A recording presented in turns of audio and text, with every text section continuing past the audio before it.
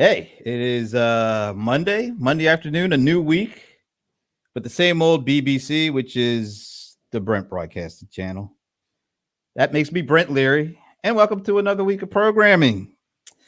Man, I think I've been in this room for about a year straight now, but the sun is out and spring is sprung, so I'm actually feeling pretty good about this, and I'm actually really feeling good about talking to my first guest of the week, Shannel Wheeler. Shannel is as a design expert. She is really good at being creative and putting design into practical things like websites and logos and all sorts of things. And she's been helping me, and I need a whole lot of help in this area with some of the things I'm doing. So, Shannel, thank you for joining me. Thank you for allowing me to be here. I'm excited. No, I'm really happy that you're here too, because I know we're going to be talking about things that are on a lot of people's mind around branding and logo design and creating things that look good and getting people to get to your content. So this is a very important conversation. I wanted to start it off with I saw this quote from a really wise person, and I think it's kind of sets the stage for our conversation. So let me pop this up on the screen. Whoa, that was quick. There it is. Now, this wise person said, brand does not equal logo. Then she said, brand does not equal logo. And then finally she said, brand does not equal logo. And that wise person is Shannel Wheeler. So let me get rid of this so we can actually see you again. And so let me ask my first question is, Shannel, does brand equal logo? According to that wise person, I was wondering who you're going to pull up there. So that was a good one. So tell us what's going on. Do you see a lot of people confuse brand with logo, and why are they not the same thing? Yeah, I see it used very synonymously with logo or visual identity a lot. I think people kind of associate brand with just like something visual, the colors, the fonts, the logo. But really, it's a lot more than that. And I think that's where a lot of people get tripped up at and aren't really taking brand seriously for their company, because they don't realize that brand is a collective of things. It's not just the visual identity, but it's also the culture. It's your core values. It's your experiences with your customers internally. It's your personality. It's your messaging. And it's a visual identity, which is represented by the logo and those other factors. But it's a collective of all those things that actually create a perception. So brand is not the logo, but brand is actually a perception that others feel about your company. So whether that's your customers or the market or whoever, the perception is what your brand is shaping. And so that is shaped by many different things, not just the visual aspect. So when you talk about brand, there's personal branding. A lot of people are really focused on that quite a bit. And then there's more of the corporate identity kind of style of branding. And that's where you focus on a lot. Matter of fact, you also talk about rebranding. And that's something I think is really interesting. So you actually led a really successful effort for a company called Terminus, which is local here in the Atlanta area. But they're really, they were an up and coming company, and they were really kind of leading the charge for this thing that everybody kind of knows is account-based marketing, ABM. But when they first got started, that was like a whole new thing. I mean, a lot of people did not know that acronym. They kind of knew what it kind of meant, but they really didn't know. Right. So you had kind of a challenge of this company that is starting to get a lot of attention because they were doing a really good job evangelizing that ABM term. And so they became almost synonymous with that term. And then they decided it was time for them to do a rebrand. I'm guessing, and maybe you can talk to this, because that term started getting a whole new bunch of eyeballs on the company, and their kind of their profile was rising.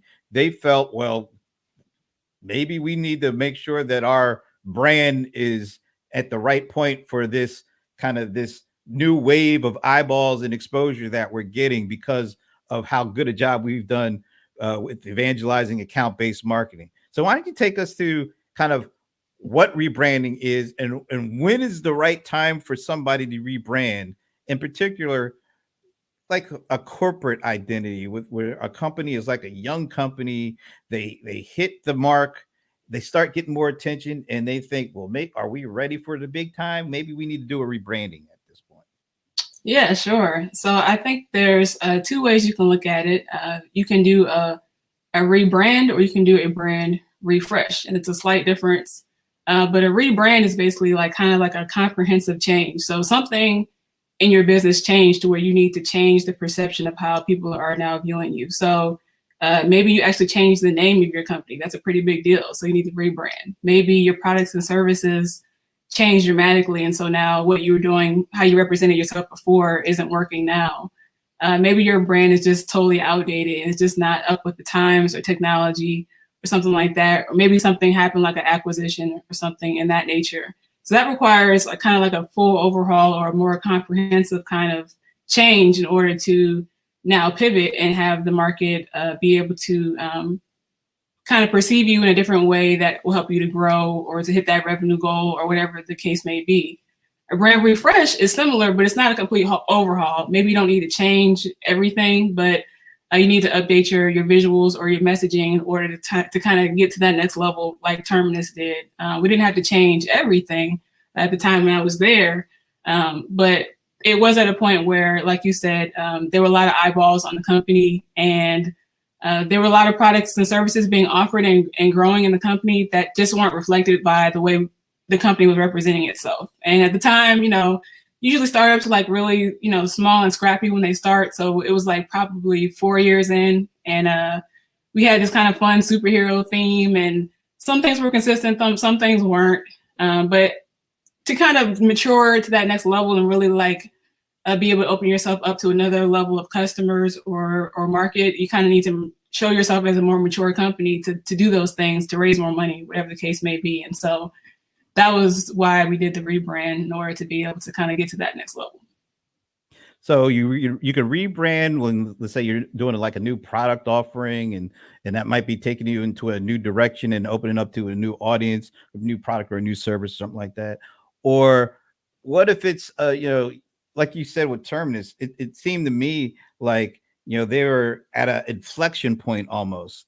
What do we put the metal down and go for it all, and that includes the kind of the refresh and the rebrand, or do we do something else? When is the right kind of moment, and what are the first steps to it? Because it sounds like it's more than just a new logo, of course, because Absolutely, branding is not a logo, but it also is like cultural, and what do you have to do from that aspect in order for a rebranding to actually be successful? Yeah, so I think you have to really be introspective, especially leadership, and really ask yourself, like, if we stayed exactly the same way, will we be able to grow? Like, will we be able to reach those goals if we just continue to operate in this manner? Because even if you're not necessarily going in the right direction, but you haven't defined who you are as a company, you don't have certain values that the company can rally behind, the employees, you don't have a certain type of differentiation that really helps you to stand out from your competition, especially in a saturated market. If you don't put your stake in the ground in some way, you're kind of allowing your brand perception to be kind of shaped by just kind of randomness, like you're not really being intentional about it. And the thing about brand that I think people have a misconception about is that, it's something visual, it's just messaging or whatever. We'll do it later when we get to it. We won't have to worry about that right now. That's just defined by, the brand department, the marketing department. But really, your perception is being shaped all the time, whether if you're intentional or not. So whether you're trying to shape it or not, people still have a certain perception of you. And, I think it's a good time to change when you know that perception may not be up to par or up to standard, or going in a direction that will help optimize your growth and just the direction you're going as a company.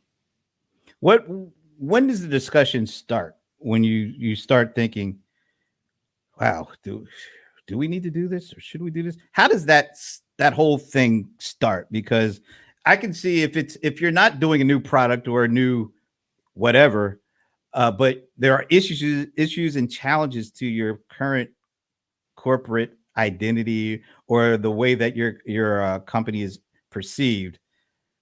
That could be jarring in a sense that, geez, what are we doing wrong? What do we need to do, or what's the challenge ahead of us? How do we, how does this even take place? But when does that discussion start to really get serious? When you're not doing something like a new product or a new service, but it's something is not going the way it should be. Yeah, I mean, I think it could be a kind of organic thing where you notice things here and there, and maybe it's leadership or whoever, and you kind of know that there's not as much consistency as I like it to be, or we're not really as strong in this area as we could be. It could be, kind of gradual, or it could be, hey, we're trying to raise this next series of investments. Like, we need to really step up our game, or something that you're working towards, some type of North Star that you feel like if we just present ourselves in this way, we might be gambling. We need to actually get it together and put a stake in the ground and say, this is who we are, and really level up. And so I think, that just like in my situation at Terminus, the CEO at the time approached us and said, we need to, kind of make this change. And I kind of knew it in my heart too, because we had been doing well. But there were some areas where consistency and the visual identity and messaging wasn't always necessarily there. And then, with the superhero content, I think it was very fun for the time, but maybe because the customers were the heroes, but maybe that concept kind of started kind of making the companies seem a little bit more juvenile than they would like to have felt, just because of the fun visuals in that case. So I think there's lots of indicators that tell you that, in order for us to keep up with the big boys over there, or reach this next goal or whatever it is, or you just know if you just can see that there's some inconsistencies. Someone's got to at some point take the veil and be like, look, we got to do this. And it's hard because you're about to put yourself into a whole bunch of work, but it'll be worth it if you do it correctly, which is really important. So how is success measured when you're doing a rebranding effort? Well, brand is always one of those hard kind of directions, because it's kind of like, it's not as scientific as like, hitting a sales number, or if you believe in leads, like doing that type of stuff. Of course, we didn't believe in leads because we were account-based marketing at the time. But I think that, like, I definitely could see from the change that there was just a certain energy that was increased in the company to know that you had the solid identity behind you. I think that from there, you can feel more confident in pitching your products, pitching your sales. I think that I know for a fact that we saved the company a lot of money from doing it internally. So I know that money was saved in that regard. And I think that even though I can't put a number on how much money revenue it brought to the company or anything like that, I know that it had a great impact on kind of increasing that perception of us, of Terminus, like growing into that next level stage of a company. So it's kind of hard to quantify sometimes with numbers, but you can definitely see its impact throughout the different areas of the business, for sure. Well, I mean, for me, I had known about Terminus, and I wasn't introduced to you until after you had already gone through that exercise. But I noticed a difference in there, in kind of a perception, just by, I thought that the design you did was really nice, Yeah. But it also matched, kind of a growing perception of who the company was. And like I said, it wasn't just it's Terminus, but Terminus was actually kind of leading the effort in evangelizing the whole ABM market. So it's like you rebranded Terminus, but that rebrand also kind of showed off a little bit on what ABM was. And I think that's why I was really curious about, the timing of when they decided to do it, and what made them jump. I thought, just me personally, I was wondering, wow, I wonder if because of the way that they evangelized ABM and how that term took off, and that must have brought some additional attention to them. I wonder if that's why they said, hey, we may need to step it up a little bit and take advantage of some of all this attention we're starting to get because we did a good job of evangelizing what ABM was. Yeah, I think you're right about that. And I think also when you have certain goals in mind of acquisition and growing the company in certain ways, you just need to, if you want to stand out as that leader, they were already doing that, but then having your messaging, how you're talking, how your employees are talking, how you're relaying your messaging through your website and your collateral, and just the way you look and first impressions, all that stuff actually really matters. And so if you're going to stand up and be a leader, then you have to be a leader in all those ways. So yeah, I agree with you. Okay, I got a question from my buddy here, Alan Berkson. How did you get the sales team on board with the new branding? Yeah, that's a great question. So part of the process of the rebranding is definitely starting with the right mindset of the company and getting key stakeholders on board to know that this is what we're about to do. And so in the beginning, before we even started executing the actual tactical things, we had to go through a planning and discovery process where we included all the different kind of leaders in different areas of the business. So from sales and marketing, product, and they were all actually excited about it because I think they knew that it needed to happen too. So I think when you keep that kind of holistic mindset of the brand isn't just the visual part, but it's the core values, it's the experiences that you create with your customers, it's the experience that you create within the employees, it's the personality, it's the messaging, it's all that stuff together. And part of that messaging does go into sales collateral, like the sales deck and the company overview and things like that. So if you know that it's going to touch everyone in the company, everyone can get invested. And if it's for the betterment of that area of the company, like sales, they should be on board with that because we're trying to make things better. We're not trying to make it more difficult. We're trying to help you to sell easier by having a clear message. How collaborative an experience is a rebranding effort, and how early do you get the people involved that are a part of it? It's extremely collaborative. You definitely cannot do a rebrand in the silo unless you want a lot of people to be mad at you. Any surprises, it definitely needs to be something that you're continuously getting buy-in throughout every stage. And basically, through this process, I've realized that there's really 6 main stages that you need to go through in your brand process. And this isn't something that I just made up off the top of my head. I'm a certified project management professional, so I've been doing that. I've had that certification for 6 years now. And so a lot of the things that I did in the rebrand came from frameworks and processes from Project Management Institute. And so they're tried and true processes. And so the first thing you got to do is just identify why you need a rebrand. So those things I mentioned earlier, like the name change or products and services or something like that. Then you've got to actually plan out the project. Then you've got to discover the insights that are going to guide you in figuring out what things you need to change, like messaging and design. Then you're going to actually execute the work. Then you're going to launch the new brand. And then you're going to roll out all the things that you weren't able to launch on launch day. Just keep on rolling out those priority items to continue to change what it did look like from now the new present brand. And so you got to be collaborative from day one, just getting buy-in from CEO leadership saying, this is what we're doing. We need you guys to be involved in discovering the insights and giving us your opinion, your thoughts on things. It's from the beginning. You have to be collaborative from the very beginning.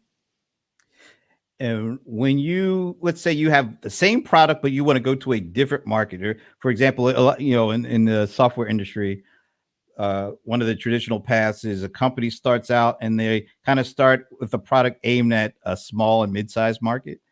And then they get to a point where they want to go upstream and they want to go to the enterprise. Is that a rebrand or a refresh? I think that might be a refresh because it's just trying to touch that one stream or that one product line. Because you may not need to necessarily change everything about the company, but maybe it's just in that area that you need to kind of level up. But I think it just kind of involves like, how are we going to position ourselves? What is our unique proposition in the market? How are we differing from our competition? Let's audit and see what we've already done. What was successful with our last product line, what wasn't successful. It's kind of like you have to kind of really be introspective and really be honest about what what you want to do, what worked, what didn't work, and what do you want to do moving forward. So I think that sounds more like a refresh. Okay. And one more question. I got a surprise for you, but I have one more question before the surprise. So how different is a branding or rebranding for a corporate identity than it is for a personal identity? Oh man. I mean, I think the core of what you're trying to do is the same, because you're still trying to shape a certain perception that you can't control people how they feel about you, but you can shape it in a certain direction. I think both are trying to do that. Even for your personal brand, you're trying to shape a certain perception or reputation about yourself so that you can hit a certain goal for yourself. But really, actually, ask me that question again. I just lost my train of thought. That's okay. No, I was just wondering how different is a corporate rebrand or brand than it is doing this for a personal idea, like a one man or a small startup person, that kind of thing. How different a branding effort is it for the big guys versus the little guys? Yeah, the concept is similar, but the effort is a lot different, and it's a lot more with the corporate experience, because if you're a company that's already like, you've already got $10 million in revenue, you've already established a team, you have a marketing team, you got a sales team, there's a lot more at stake when you try to make this big shift versus a person that is the individual. You may just be impacting yourself, or maybe your small group of customers. I don't know what the size may be, but when you are doing a corporate effort, it takes a lot more collaboration. You have to kind of make sure that you're staying in contact with all the important stakeholders at all times to make sure that you're getting buy-in and that they are agreeing this is the right direction. You have to be able to manage people and timelines and budgets and put out fires and all kinds of stuff. And you have to be able to successfully get the team energized. And the team could be, I don't know, it could be 100 people, it could be 200 people versus just one person. That has to be kind of, their mind has to shift. The shift has to go through a whole bunch of people in a corporate experience. And so it definitely takes a lot of intentionality and effort to be able to organize that, launch that, make sure that everything kind of flips the switch and changes across all your social media profiles, across your collateral, across your website, that people know how to speak about the company confidently, about what changed. All that kind of stuff is a lot to undertake. So I think it's a bigger effort. All right, let me just throw up. Yes, Alan, refresh. So Alan is pointing that out. You notice there's a little TM in the top. I see that. His company, Freshworks, their annual event is called Refresh. All right, so there it is, Alan. You got your trademark. Although I don't know if you can actually trademark that or not. Okay, so what if somebody comes to you like a guy and he has like this catchy like nickname? Like, I don't know, something like the Maven of Martech, or the Maverick of Martech, or some kind of catchy name that he wants to use as his brand. What are the things? Well, why don't I just say this? Why don't I just bring this guy in here? What I always get your nickname. Is it the Maverick or the Maven or? Well, it's funny because my first name everyone tries 5 times. So why not my nickname also be something that someone tries 5 times? And besides, everybody who tries different things, maybe there's something better. It's the Midas of Martech, but the Midas of Martech. Unlike Alan, I'm not going to go around TMing that or anything. But it is something that's worthwhile. Hey, Alan. Hi, Shannel. How you doing? Hey, Midas. I've never called you that before. That story does not end well, right? Well, I had to bring on and on, or do we call you Midas or on? No. We don't call me Midas. We call me Midas. That's it. Yeah. I had to bring on and on because I would have never have met Shannel if it weren't for Anand. And I asked him, so who would be somebody that would be good at helping me do some design, some logo stuff, and your name was the immediate first thing that came to his mind. And so I have to give him a lot of credit because he was absolutely right. But I want Anand to come on and talk about your experience, because you've been working with her longer than I have. Talk about it from the standpoint of what caught your attention and why did Shannel do what she did for you? Yeah, I didn't know Shannel that much longer than I introduced you. I mean, that tells you like how instantaneous, right? Like I got to find, like I work with a lot of people, like, I come from the marketing tech space, lots of marketing operations, analytics, really understanding, how does a company and a brand kind of really operate and show its true colors that it's trying to portray, right? And I think one of the things that ends up happening is, and I think you both discussed this earlier, there's a level of maturity that you need to present as maybe your company grows, or perhaps as the industry overall changes its conversation. So you need to have a brand that matches who you are authentically, as well as the level of complexity or knowledge or industry expertise, right? So the work that you did I followed Terminus for a long time. I was certainly helping them figure out the lightning in the bottle, and then I attracted a lot of attention from some other people and had to go away for a little while, and then came back, came back in terms of just paying attention to what's going on in the space. And I was like, who did this? And so I asked a mutual friend of ours, Lauren, like, who did this refresh, or this rebrand? I know you call it refresh. I think it's a rebrand, and we can discuss that another day. But they really did need to change their posture, right? When you change your posture, you're changing a lot of things about yourself, and it's also the level to degree of what you think your product's delivering in terms of to the customer. It's not just a quick widget; it's a mature platform, right? So there's a big change there. And so she introduced me to Shannel, and I was like, okay, great. I'd love to. I was thinking about doing some branding myself, and of course. I've worked with a number of agencies in the past with other brands and other companies and people, to even do my own personal thing. And I know I'm very hard to work with, particularly when it comes to branding. No, he's not. So, well, Shannel makes it easy. She is my Sherpa, right? So, but it's difficult because I've seen all the BS, and it's hard for someone to pay attention, listen, and then knock something out of the park. And I had a piece of collateral that I was using as a kind of a marker to say, all right, let's start with this piece, because I was thinking about doing something more robust with it, which was, sort of a lifetime of wisdom that I've created. Lifetime, as if I've loved like 50 years or something. But anyway, my length of my career, time of, paying attention to who the, most growth leaders and who the most successful growth leaders are, and how we've made like significant investments in them. And there's a piece that's out there, and there was this I wanted to create a piece of collateral that might be something extensive. And in one try, okay, this was 15-minute conversation, maybe 30, because I tend to ramble, as you know.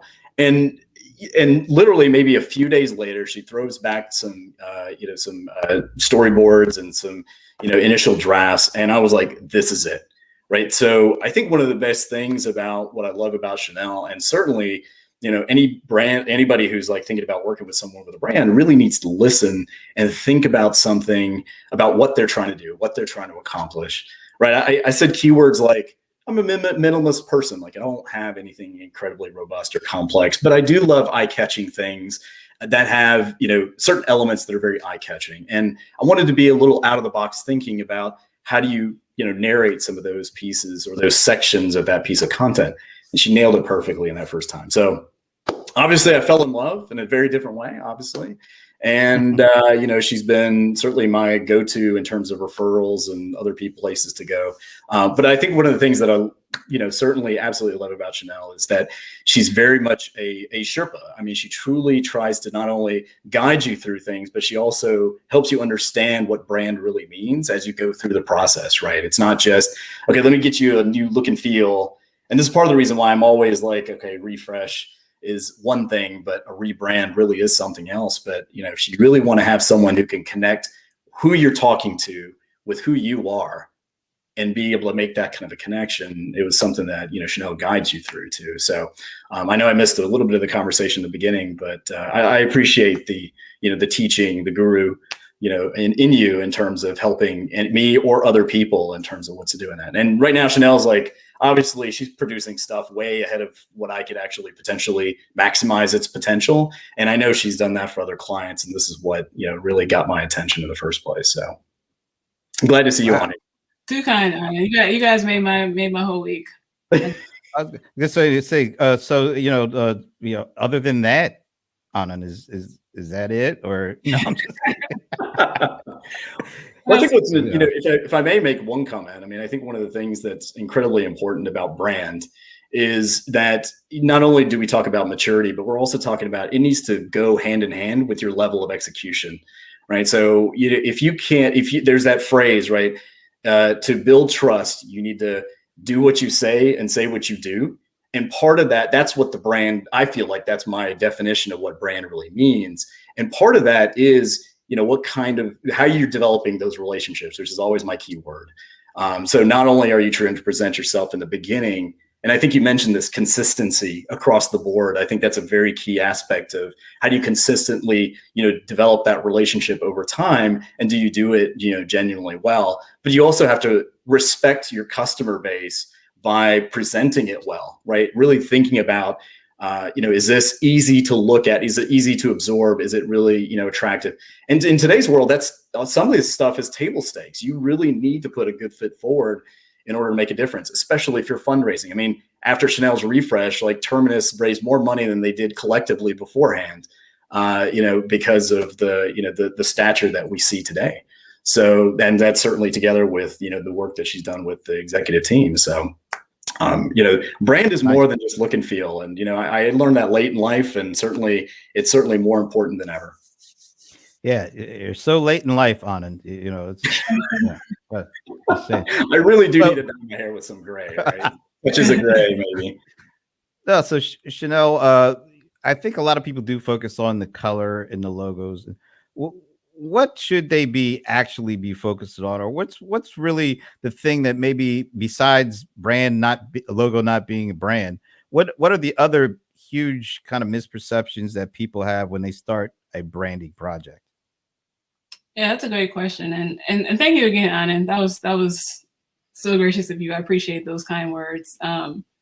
But funny enough, after I did the refresh, I got a lot of random LinkedIn messages from people doing the same exercise, asking me, can they just talk to me for a little bit, and can you just give me some guidance on what do I do first, or how do I do this? People from United States, Israel, Canada, it was crazy.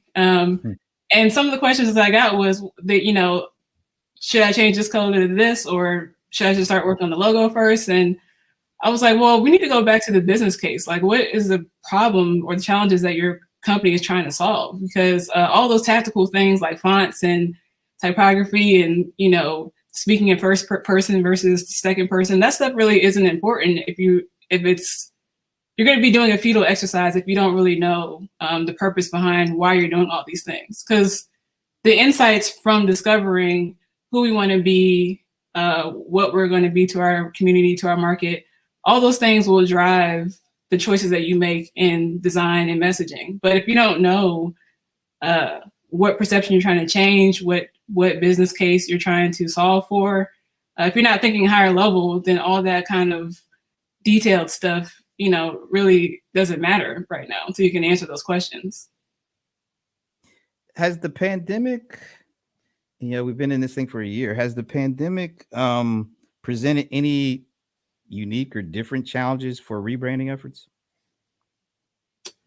I think the pandemic has definitely made a lot of people more introspective and really take a hard look at yourself, because, I mean, in some cases you had time because, you were at home and you kind of were able, some things kind of slowed down or stopped, and you were kind of able to kind of see,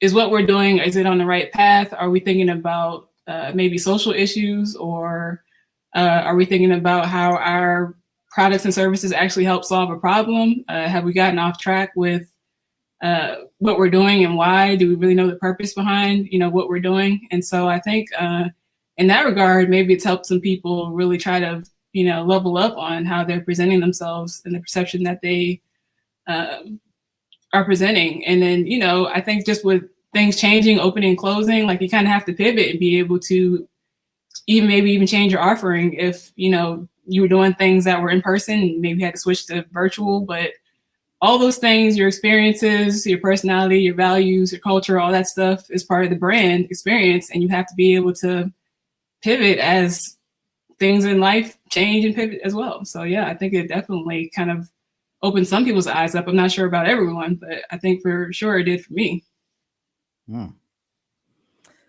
So this has been a great conversation. I've learned a lot, and once again, I'm a client of hers, folks. I mean, she's been great for me, and of course, it went from like Anand to me, and then of course from me to Paul Greenberg and another buddy of mine. Of course,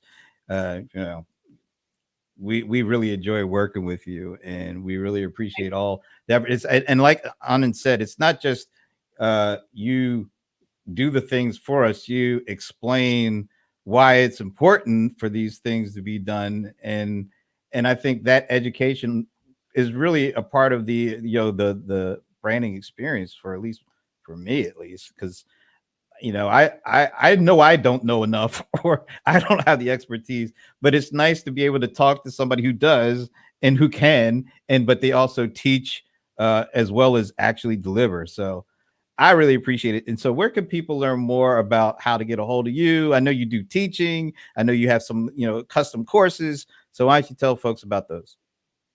Yeah, so I really enjoy working with you both, and I enjoy helping people to be able to reach their potential and get to that next level. And so what I'm really excited about right now is just empowering people with the process that I went through with Terminus, and it being able to do that for their own company. So if you go visit thebrandrestart.com, all one word, that's my upcoming course for helping any type of marketing, brand, or design leader who has been commissioned by their CEO or leadership to do a rebrand this year or a refresh. And maybe you're freaking out like, what do I do? How do I get this done? I only have 3 months, or whatever the case may be.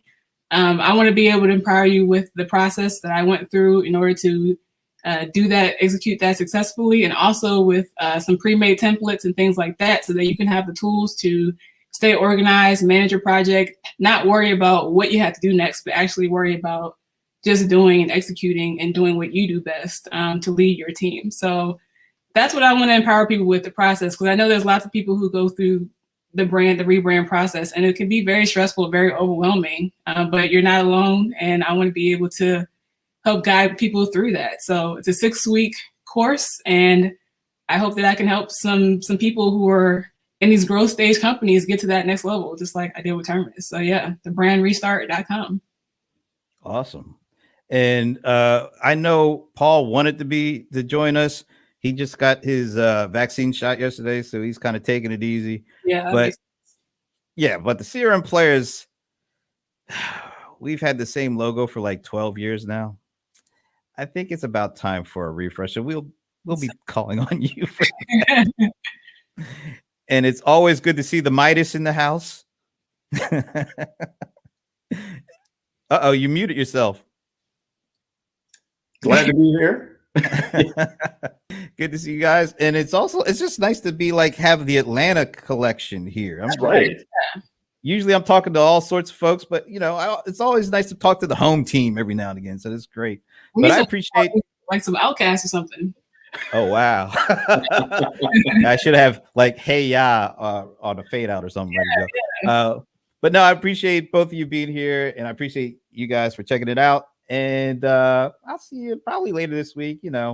I don't think there's many days that go by without me streaming something or other. But thanks again, and I'll talk to you guys later.